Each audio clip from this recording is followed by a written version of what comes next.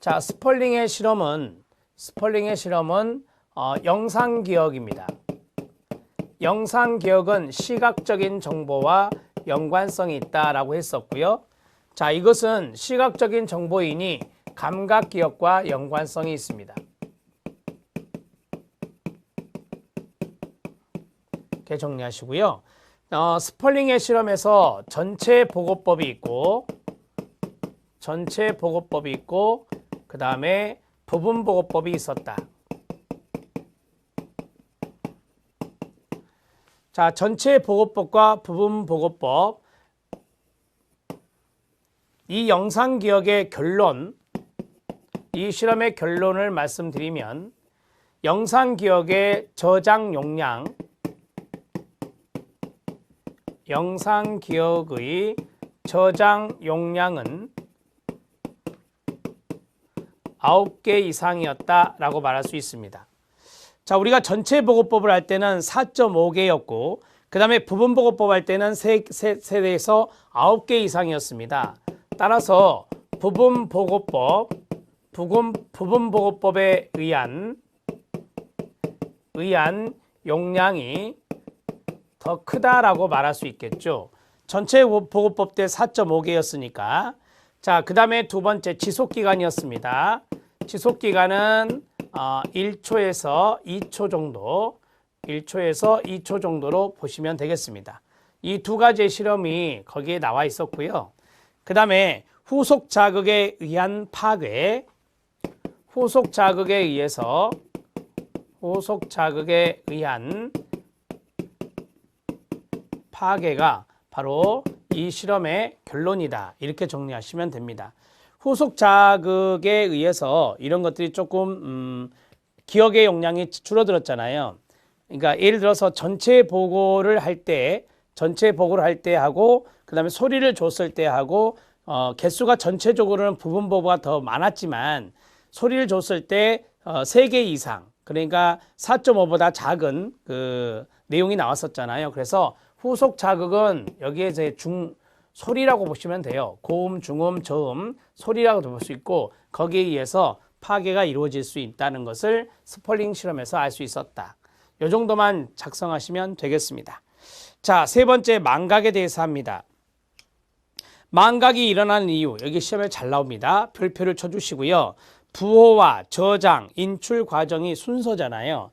이 순서의 결함이나 그러한 결함의 조합에 의해서 일어난다. 두 번째, 망각의 원인에 소멸, 간섭, 인출 실패가 있는데요. 자, 모두 다 4가지로 이제 설명할 수가 있습니다. 망각이 일어나는 이유, 망각 원인이라 하겠습니다. 자, 망각 원인의 첫 번째는 1번은 부호화, 그 다음에 저장, 그 다음에 인출 과정의 결함. 이 과정상의 결함이 있으면 바로 망각의 원인이 된다라고 하는 것이고, 자, 두 번째가 소멸이라고 하는 것이 있습니다. 소멸. 자, 소멸, 흔적 쇠퇴설이란 말이 있습니다. 흔적 쇠퇴설입니다. 망각의 원인에 대한 초기 이론입니다. 기억 흔적이 시간이 흐르면서 희미해지기 때문에 망각이 일어난다고 봅니다. 머릿속에 저장된 내용을 계속 사용한다면 흔적이 더욱 뚜렷해서 소멸되지 않지만 사용되지 않거나 사용의 빈도가 적으면 흔적이 쇠퇴해서 망각을 가져온다라고 하는 것이죠. 자, 우리가 이제 흔적 쇠퇴설은 사용하지 않았기 때문에 미사용으로 인해 기억의 흔적이 쇠퇴한다는 겁니다. 인해 기억의 흔적이 쇠퇴된다. 기억의 흔적이 쇠퇴된다. 이렇게 정리하시면 되겠습니다. 자, 그리고 간섭입니다. 시험에 이제 간섭이 많이 나오는데요. 세 번째 간섭입니다. 순행 간섭과 역행 간섭 이런 것들이 잘 나옵니다. 망각은 기억이 손실된 것이 아니라 기억 이전이나 이후의 정보에 의해서 기억 정보가 방해받기 때문이다 라고 해요. 기억 정보의 방해입니다. 기억 정보의 간섭의 방해로 인해서 간섭으로 인해서 나타나는 것이다. 이렇게 정리할 수 있겠습니다. 일명 간섭 이론이라고 하는데요. 이 간섭 이론은 두 가지의 간섭이 있다라고 합니다. 망각을 유발하는 간섭의 종류에는 역행 간섭이 있습니다. 역행 간섭은 새로운 정보가 이전의 정보의 파지를 방해할 때 나타나는 것으로서 친구의 휴대폰 번호가 바뀌면 예전 번호를 기억하기 어려운 경우입니다. 자, 역행 간섭이 먼저 나왔으니까 역행 간섭을 이야기하면, 자, 역행 간섭을 그림으로 그리겠습니다. 이렇게 그릴 수 있겠죠. 역행 간섭은. 그러면 개념은 새로운 정보가, 그러니까 이게 이전의 정보고 이게 새로운 정보예요. 새로운 정보가 이전의 정보를 자, 정보의 파지, 기억을 방해한다라고 해요. 이전의 정보 파지를, 정보 기억이라 할게요. 쉽게. 기억을 방해하는 것이다. 그렇게 해서 역행 간섭에 의해서 망각이 이루어진다라고 하는 겁니다. 자, 친구 번호가 새롭게 바뀌었습니다. 그래서 이전의 정보, 이전의 전화번호를 망각하는 것이죠. 자, 순행 간섭입니다. 2번 순행 간섭. 순행 간섭은 반대로 생각하시면 됩니다. 이게 순행이 되겠죠. 자, 이것은 뭐냐? 기존의 정보가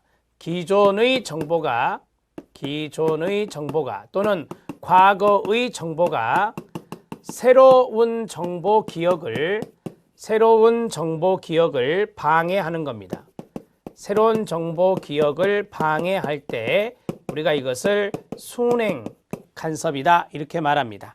교재 보겠습니다. 이전의 정보가 새로운 정보의 파지를 간섭하는 것으로서 예를 들어 몇 년간 사용하던 주차 장소가 바뀌면 끊어요. 새로운 주차 장소를 기억하기 어려운 경우입니다. 자, 몇 년간 사용하던 주차 장소가 바뀌었습니다. 그랬을 때 새로운 주차 장소를 기억하기 힘든 부분이 있죠. 이런 것들이 바로 순행 간섭이다. 이렇게 정리하시면 됩니다. 이게 시험에 많이 나옵니다. 별표 쳐놓으시고요. 그 다음에 네 번째 저기서는 인출 실패입니다. 인출 실패. 자, 우리가 이제 기억을 끌어내는 것을 우리가 인출이라는데 기억 속에 저장되어 있더라도 제대로 인출되지 않는 것이 망각이라고 보는 겁니다. 어떤 정보를 최초에 부호하는 과정에서 같이 처리되었던 단서 정보를 제시할 때 그 단서가 기억의 인출을 돕는데 이때 인출 단서와 최초 부호와 간의 잘못된 만남으로 생긴 인출 실패가 망각의 원인이라고 보는 것입니다. 그러니까 최초 부호화했던 최초 부호화와 자, 인출의 단서가 있는데 인출 단서가 잘못되게 연결된 경우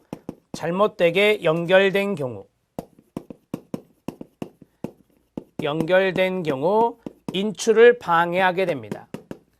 인출을 방해하게 돼서 망각하게 된다. 이렇게 정리하시면 되겠습니다. 자, 망각의 원인 잘 알아놓으시죠? 이것도 시험에 잘 출제가 되고 있습니다. 자, 실력 따지기 보겠습니다. 여기에서 이제 망각 방지법 에빙하우스의 이론이 쭉 나오는데요. 메타 인지까지 넣어드렸습니다. 자, 여러분 망각 방지법을 보겠습니다. 1번 학습 내용을 구조하여 기호화할 것.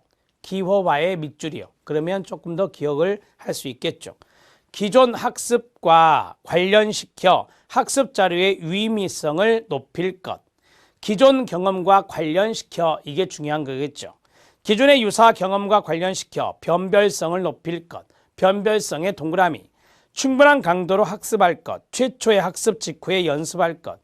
이 최초의 학습 직후에 연습한 것을 강조한 사람이 에빙하우스예요. 자, 그러면 직후에 동그라미 쳐야 되겠죠. 첫 번째가 기호화, 두 번째가 기존 경험과 관련, 세 번째가 변별성, 네 번째가 충분한 강도, 그 다음에 다섯 번째가 직후 연습. 이런 것들이 바로 망각 방지법에 해당될 수 있습니다. 충분히 이해되실 것 같고요. 자, 에빙하우스의 무의미 철자 실험이 있습니다. 자, 거기 4번, 6번, 7번에 별표 쳐주시기 바랍니다. 4번, 6번, 7번입니다. 에빙하우스는 학습과 기억이라고 하는 고등 정신과정을 실험적으로 연구할 수 있다는 것을 보여주었기 때문에 심리학을 철학으로부터 해방시킨 사람입니다. 여러 세기를 통하여 연구자들은 결합을 이미 형성되어 있는 것으로 전제하고 반사를 통하여 이를 연구하였지만 에빙하우스는 오히려 결합이 일어나는 과정을 연구함으로써 그는 결합 발달에 영향을 미치는 조건들을 체계적으로 연구하였습니다. 결합의 원리 가운데 특히 중요한 것의 하나는 빈도의 법칙이었는데 에빙하우스는 여기에 연구에 초점을 두었습니다. 네 번째 별표 치셨죠? 빈도의 법칙이란 경험이 더욱 빈번하게 일어나면 일어날수록 그 경험은 보다 쉽게 해낼 수 있다는 것입니다. 환원하면, 바꿔 말하면 기억은 반복을 통해 강도를 더해 나가는 것입니다. 이걸 우리는 복습이라 합니다. 이러한 생각을 검증하기 위해서 에빙하우스는 실험 피험자의 이전의 경험에 의해 물들지 아니한 재료가 필요하였으며 이러한 이전 경험의 효과를 통제하기 위해 유명한 무의미 철자, 무의미 음절이라고 하는데요. 무의미 철자를 창안해 냈습니다. 무의미 철자란 두 자음 사이에 모음을 끼워 넣는 것입니다. 영어 알파벳으로 말하면 G와 W는 자음입니다. A, E, I, O, U가 모음인데 이 두 자음 사이에 모음을 끼워 넣는 것이 무의미 철자라고 하는 겁니다. 무의미 철자는 12개를 한 묶음으로 배열하는 것이 보통이었습니다. 그러나 그는 학습하려는 재료 크기의 함수로서의 학습 속도를 측정하기 위해 묶음의 크기를 달리하기도 하였습니다. 학습하려는 무의미 철자 수가 많아지면 많아질수록 커짐에 따라 그 재료를 학습하는데 많은 시간이 걸리는 것은 당연하겠죠. 묶음이 많으면 많을수록 무의미 철자니까 상당히 힘이 들 것입니다. 난이도가 거의 같은 무의미 철자를 리스트를 만들어 이를 한 번에 완전히 암송할 수 있을 때까지 외웁니다. 그 후 20분에 1개월까지 다양한 시간 간격으로 체크해온 비율을 조사한 것이 위의 그림입니다. 자, 보시면 기억한 비율이 처음엔 높다가 점차적으로 이제 망각을 하게 돼서 줄어들게 됩니다. 기억한 비율이 줄어들게 된다라고 하는 것입니다. 자, 거기 오른쪽 아래에 30일 있죠. 그러면 한 달이거든요. 한 달 동안에 기억한 비율이 20%밖에 안 됩니다. 자, 이러한 것들을 우리가 이제 밑에 있는 곡선으로 이야기를 해보면, 망각 곡선으로 이야기해 보면요. 에빙하우스는 망각 기억에 대한 연구를 통하여 망각 곡선을 나타내고 발표하였습니다. 그의 연구에 따르면 학습 후 10분부터 망각이 시작된다라고 합니다. 1시간 뒤에는 50%가, 하루 뒤에는 70%가, 한 달 뒤에는 80%를 망각하게 된다고 합니다. 이러한 망각으로부터 기억을 지켜내기 위한 가장 효과적인 방법은 복습이라고 이야기합니다.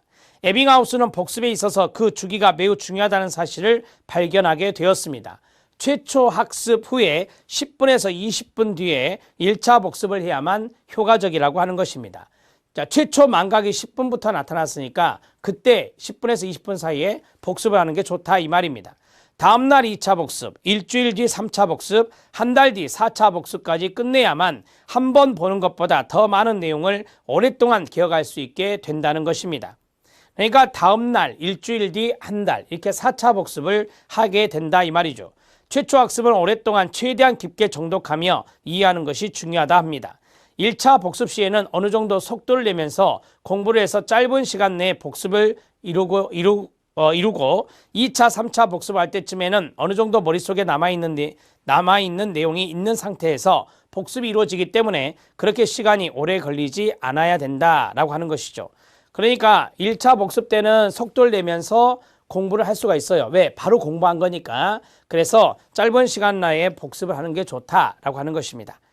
자, 여기까지 해서 이제 우리가 망각과 연관된 에빙하우스의 이야기를 해봤는데 간단하게 작성해 보면 다음과 같습니다.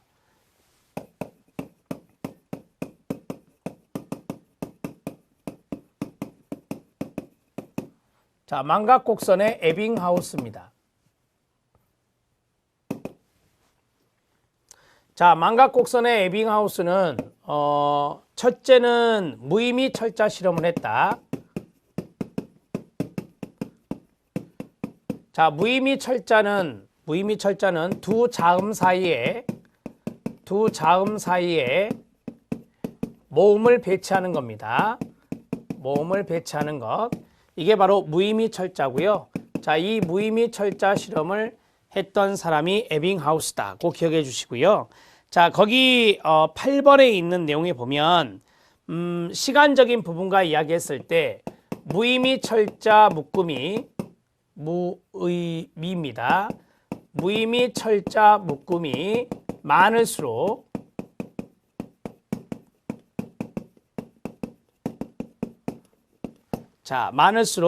그 학습하는데 많은 시간이 걸린다.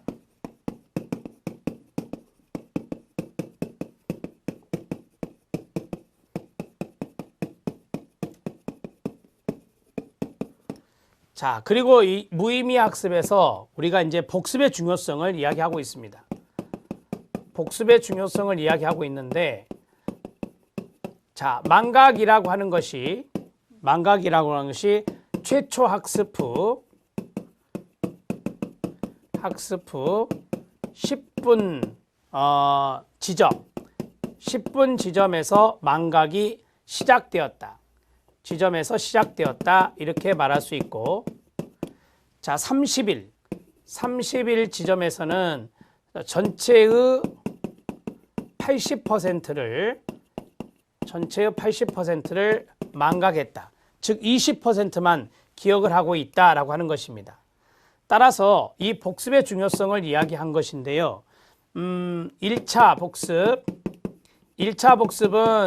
10분에서 20분 사이에 하는 것이 좋고, 그 다음에 2차, 그 다음에 3차, 그 다음에 4차 복습을 하면 기억이 향상될 수 있다라고 하는 것을 이야기하고 있습니다. 자, 1차는 일일이 되겠고요. 그 다음에 3차 복습은요, 일주일이 되겠고요. 그 다음에 4차는 1개월이 됩니다. 1월이라 할게요. 자, 1일이 지난 시점에서 2차 복습, 일주일이 지난 시점에서 3차 복습, 30일, 즉 1개월이 지난 시점에서 4차 복습을 해야 된다. 그런데 이제 중요한 부분이 여기에요. 1차 복습은 10분에서 20분 사이에 1차 복습하는 것이 중요하다. 자, 이것을 배웠기 때문에 여러분들도 복습을 바로 해주는 게 좋아요. 빠른 시간 안에 1차 복습을 끝내는 것이 상당히 중요하다라고 말할 수 있습니다. 자, 메타인지 들어가도록 하겠습니다. 메타인지는 초인지, 상위인지라고 하는데요. 우리가 인지에 대한 인지, 사고에 대한 사고, 이런 것들을 메타인지라고 말할 수 있습니다. 한 단계 고차원을 의미하는 메타와 어떤 사실을 안다는 뜻의 인지를 합친 용어입니다. 자신의 생각에 대해 비판적 사고를 하고 한 차원 높게 객관적으로 자신을 바라보는 능력을 말합니다. 그걸 메타인지라고 하죠.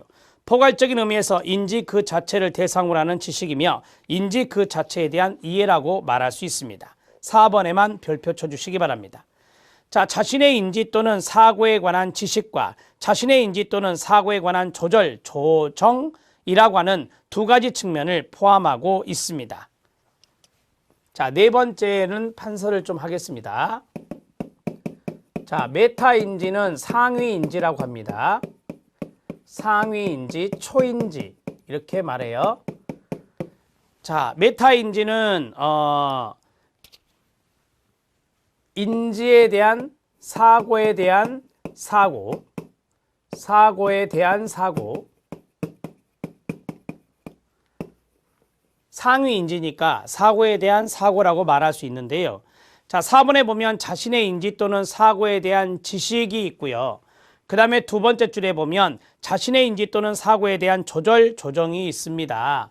그러면 두 가지로 이제 구성될 수 있다라고 하는 건데, 자신의 인지에 관한 지식과 그 다음에 두 번째는 자신의 인지에 관한 조절, 조정입니다.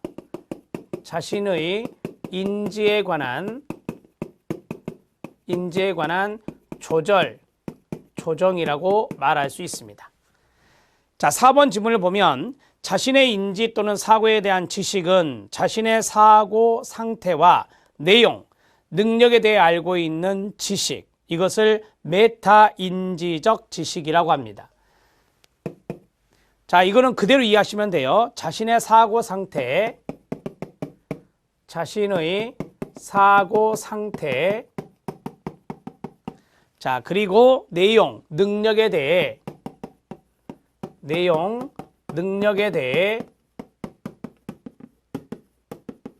알고 있는 지식. 이것을 메타 인지적 지식이라 한다. 이렇게 정리하고요. 자, 여기에서 우리가 좀 중요도가 있는 것이 여기 2번이에요. 2번인데, 자, 두 번째 들어가도록 하겠습니다. 두 번째는 자신의 인지 또는 사고에 대한 조정은 문제 해결 과정에 있어서, 문제 해결 과정입니다. 이것은 문제 해결 과정에 있어서